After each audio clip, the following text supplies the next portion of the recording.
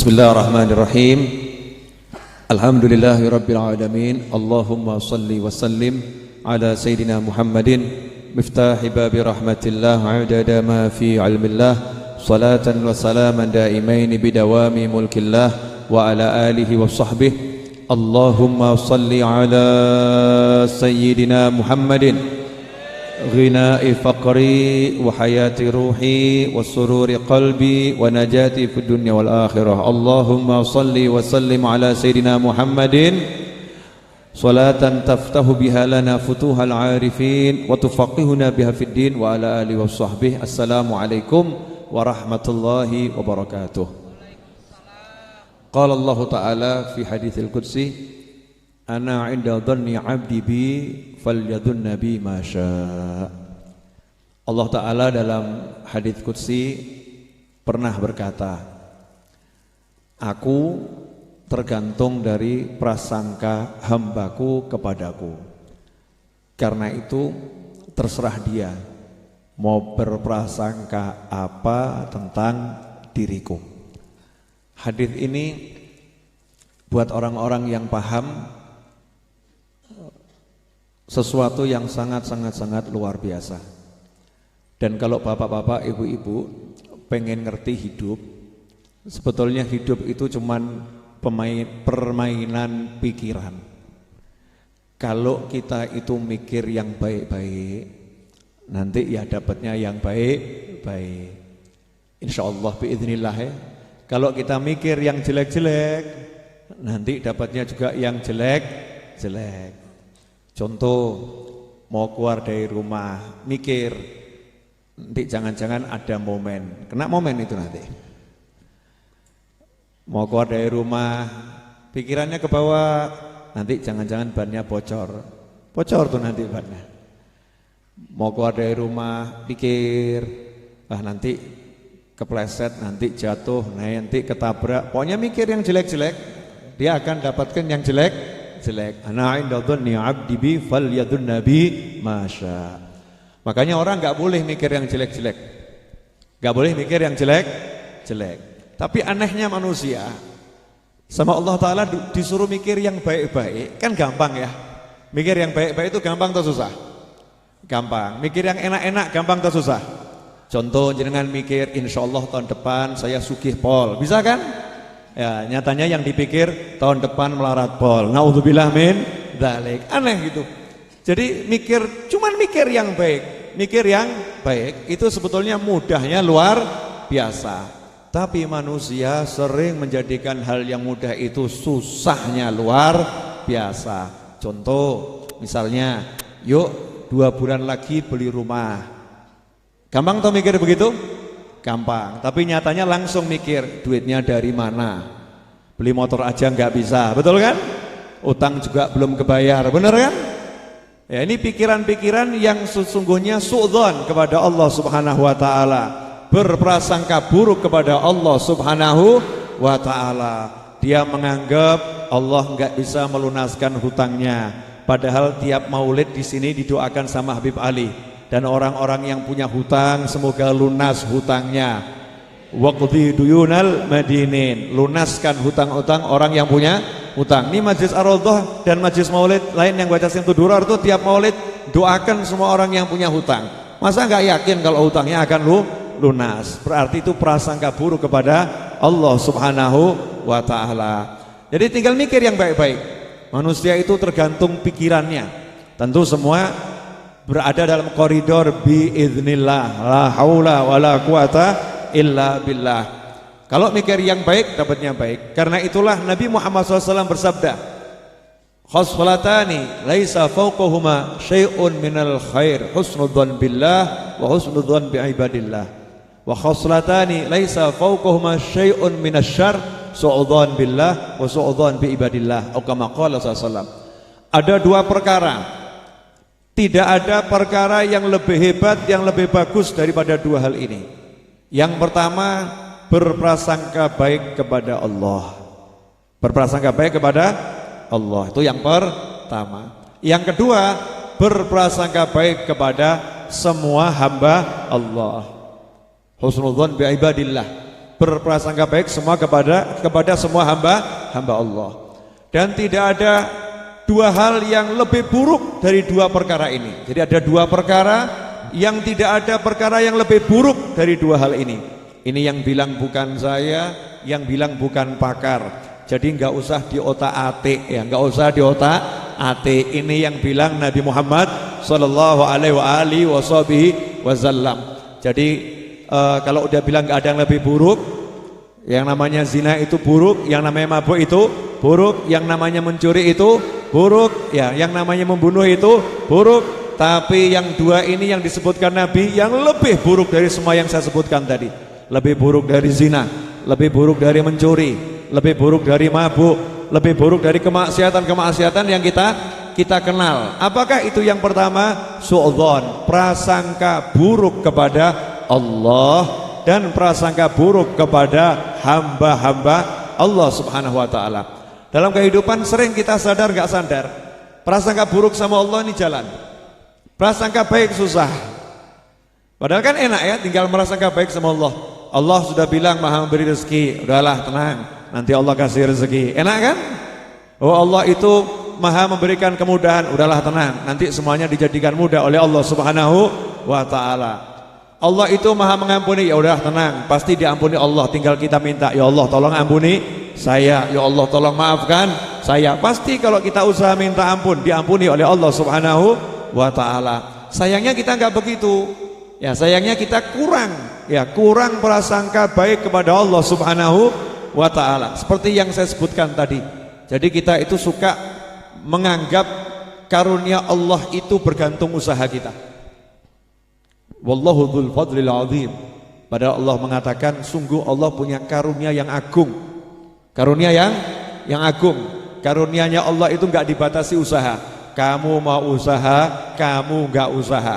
Kamu mau, kamu tidak mau. Kalau Allah udah mau ngasih, ya tetap sampai. Orangnya tidur, ya tetap digedor. Ingat kan cerita saya? Ya, yang saya bannya pecah 2 mobil di tengah hutan di Batang, masih ingat? Ya, tukang tambal ban sudah tidur di rumah ya. Ternyata rumahnya saya dodok-dodok terus dengan izin Allah Subhanahu wa taala. Dikirim saya ke situ untuk mengantarkan rezeki. Nah, kalau kita bisa prasangka baik sama Allah, tidak ada urusan yang gak beres. Pasti urusan itu beres, mudah semuanya. Tapi sayang, kita suka prasangka buruk sama Allah. Na'udzubillah min dzalik. Kemudian prasangka buruk sama hamba-hamba Allah. Nah, ini bahaya nih. Gak mungkin dia bisa berubah.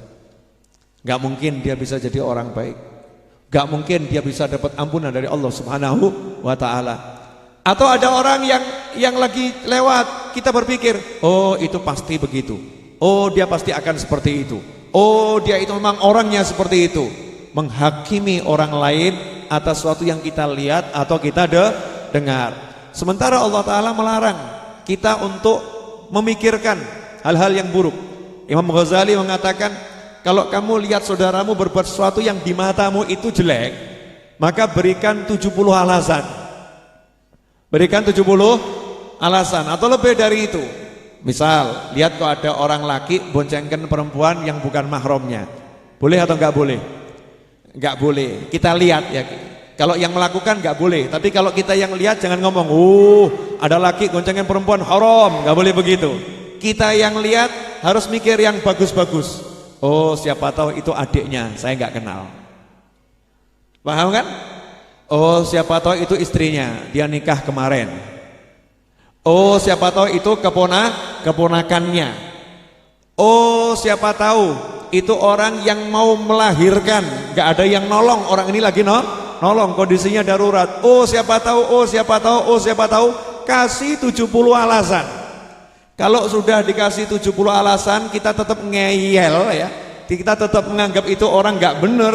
Maka cukup kita katakan pada diri kita sendiri, saudaramu sudah menjelaskan 70 alasan kenapa dia boncengkan perempuan tersebut, kamu tetap ngeyel, berarti yang buruk kamu bukan saudaramu. Ini kata Imam Ghazali. Jadi kalau kepada orang lain pokoknya prasangka baik. Ya, pokoknya prasangka baik, jangan prasangka buruk. Itu resep. Saya beberapa hari yang lalu duduk sama Mustafa Debu. Tahu Mustafa Debu ya? yang rambutnya panjang, penyanyi sufi itu ya. Masya Allah, saya dapat banyak ilmu, ngobrol sampai jam 4:30. Insya Allah dia mau main ke Raudhah. Insya Allah nanti kalau main ke Raudhah, kita acaranya musik aja semua, sholawat ya, gambusan ya. Sufi, beliau seorang yang ayahnya itu mursyid thariqah rifaiyah ya, dan mursyid beberapa thariqah. Alat tadi yang kita tabuh ini saya bawa dari Aceh jauh-jauh itu ya. Itu namanya rafai. Rebana itu namanya rafai. Buatnya enggak sembarangan itu. Itu untuk ambil kayunya aja, natahnya dengan baca la ilaha illallah, la ilaha illallah, la ilaha illallah. Natahnya begitu selama 100 hari. Jadi 100 hari itu baru selesai satu buletan gitu ya, satu buletan. Anda jadi tukang tatahnya sanggup? Ya, tiap hari ambil sekian jam untuk natah itu ya. La ilaha illallah. Kalau udah selesai didiamkan, nanti lepas dengan sendirinya. Jadi kalau dipukul memang nuansanya agak beda karena buatnya juga dengan zikir. Itu Syekh Mustafa Debu ini ngomong sama saya, Habib ya. Pokoknya kalau yang nggak bisa prasangka baik biar pergi. Kalau orang nggak bisa sangka baik biar pergi. Kita kalau kumpul sama orang pengen kumpul sama yang bisa sangka-sangka baik. Karena sebetulnya orang itu tergantung prasangkanya, Saya mendapat gambaran ya, insyaallah 3 menit lagi selesai, terus kita makan. Ya, prasangka baik, 3 menit lagi selesai ya. Saya berprasangka Anda semua kelaparan. 3 menit lagi selesai, terus kita makan. Jadi orang ini tergantung prasangkanya.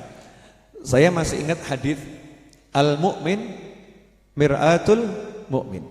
Kama qala sallallahu. Seorang mukmin adalah cermin bagi mukmin yang lain. Sekarang saya mau nanya, jenengan mukmin bukan? Mukmin ya, kita ini mukmin. Berarti Bapak Ibu cermin buat saya. Tahu cermin? Tahu, buat apa? Buat apa? Untuk nonton diri kita sendiri, betul? Nah, maka di antara arti atau makna dari hadis tersebut, kalau kita lihat orang, kemudian kita cuma nyebut buruk-buruknya saja, yang kita lihat cuma buruk-buruknya saja, sebetulnya itulah isi kita sendiri. Paham? Apa? Jadi kalau kita lihat orang, ini orang begini, ini orang begini, orang begini, ngomongnya jelek-jelek, kita ngomongnya jelek, sebetulnya itu kita lagi lihat diri kita sendiri. Al-ina yarsyah bima fih. Suatu wadah itu hanya akan merembeskan dan memercikkan isinya. Kalau isinya itu baik, isinya baik, lihat orang lain nanti keluarnya baik-baik semua. Oh, ini orang Masya Allah, itu cermin dirinya itu. Itu cermin dirinya. Nah sekarang tergantung kita mau jadi yang baik atau yang buruk. Nah makanya kalau lihat orang, lihat baiknya atau buruknya, bisa atau susah. Nah berarti jenengan baik atau buruk? Baik insya Allah. Kita semua insya Allah baik, tapi harus latihan ya, latihan bercermin. Kalau lihat orang pokoknya jangan lihat sisi buruknya, lihat sisi baiknya. Semakin kita mudah mengeluarkan kebaikan-kebaikan orang lain, itu menunjukkan kualitas kebaikan kita meningkat. Tapi semakin mudah kita mengumbar buruknya orang lain, sejatinya kita lagi ngumbar keburukan kita sendiri. Itu kata ulama. Jenengan percaya boleh, gak percaya juga boleh, tapi itu benar apa adanya. Kalau jenengan tersinggung, yo alhamdulillah, berarti ucapan saya masuk ke dalam hati. Kalau enggak tersinggung, enggak masuk ke dalam hati, masuk telinga kanan, keluar hidung bukan ini. Insya Allah ini pas tuh 3 menit kan, saya janji selesai udah. Pokoknya itu ya. Jadi hidup ini permainan pikiran, permainan perasaan kita kepada Allah Ta'ala. Makanya jangan suka ngomong yang enggak baik. Al-bala' muwakkal bil mantik. Ini bencana itu muncul karena ucapan kita sendiri. Wah susah, gak mungkin bisa, gak bakal bisa. Wah sulit itu, pasti sulit. Resep saya bergaul sama orang-orang soleh cuma satu. Kalau orang soleh ngomong apa, saya selalu mengatakan siap insya Allah, bisa insya Allah. Meskipun kalau dinalar gak bisa, pokoknya bisa insya Allah. Diyakini saja, di husnul dhoni, di husnul dhoni. Seperti sahabat tuh, ini terakhir benar ini. Baru inget. Waktu sahabat diutus ke Persia, masih ingat ya? Sahabatnya Nabi Muhammad SAW diutus ke Persia. kemudian pulang, diusir, ya, dikasih sangu apa itu? Tanah, 1 karung kalau nggak salah. Diserahkan sahabat tadi sebagai penghinaan. Nih, bawa ini tanah ini sebagai penghinaan. Dia mengucap alhamdulillah, dikasih tanah, berarti dia serahkan tanahnya kepada muslimin. Dia puar dengan senang. Hasilnya Persib pun ditaklukkan. Nah, ini begitu. Jadi cara pandangnya tuh lihatnya yang bagus. Jenengan kalau ditempeleng, mikirnya apa? Susah kan? Plak, barokah kata Nabi Muhammad. Ini kalau bisa plak, ini dosa saya habis, kemudian otak saya ada agak miring diluruskan, alhamdulillah. Nanti jadi bagus. Di husnul dzanni, maksudnya dikasih prasangka yang baik daripada mikir yang jelek. Intinya di situ pokoknya. Jenengan mau apapun, kalau pengen sehat, jangan mikir sakit. Mikir sakit, maka dia jadi sakit beneran. Kalau mikirnya sehat, nanti jadinya sehat. Ya, semua tentu tetap bergantung pada ketentuan Allah Subhanahu wa taala. Sawabikul himam la takhriqu aswarul aqdar, kata Syekh Ibnu Athaillah. Semangat sehebat apapun tidak bisa menembus tirai takdir. Berdasarkan kalimat itu berarti semangat itu punya sesuatu yang luar biasa, yang nggak bisa ditembus cuma takdir, lainnya bisa. Bisa. Maka mulailah bersemangat, berprasangka baik.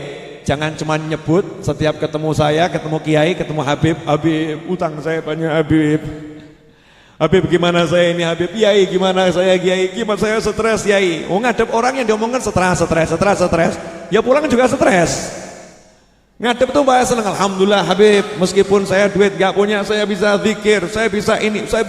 Nanti Allah kasih. Latihan. Saya nggak mau begini juga latihan, latih diri saya sendiri. Udah saatnya kita sekarang mikir yang bagus-bagus, nggak usah mikir yang jelek. Insya Allah nanti dari Indonesia muncul aulia sebanyak mungkin. Ya, insya Allah dari bangsa kita akan menjadi muslim yang luar biasa. Insya Allah nanti semuanya dijadikan muslimin yang top sedunia. Muncul dari negeri ini, saya yakin itu. Karena negeri ini negerinya para wali. Insya Allah ada sesuatu yang luar biasa. Tunggu saja tanggal mainnya. Birrahmah wassahalah wal jamalah, ya, wal lutuf wal afiyah. Insyaallah demikian, mohon maaf. Silahkan setelah ini makan, dinikmati, diyakini berkah. Insyaallah jadi berkah. Wabillahi taufiq wal hidayah. Wassalamualaikum warahmatullahi wabarakatuh. Jangan lupa dicatat tanggal 10 Maret, Jumat 10 Maret, ya, tahlil akbar dan titik-titiknya nanti saya isi kalau udah kurang seminggu. Ya, Jumat 10 Maret. Panitia tolong segera dibagi santapannya. Aromanya sudah sampai sini, perut udah keroncongan. Betul. Yang nanti pengen beli ya buku Istri Idamanku ada di luar. Kalau cari istri idamannya silakan tunggu di jalan. Siapa tahu ketemu jodohnya gitu. Tapi kalau mau beli buku Istri Idamanku nanti cari di luar.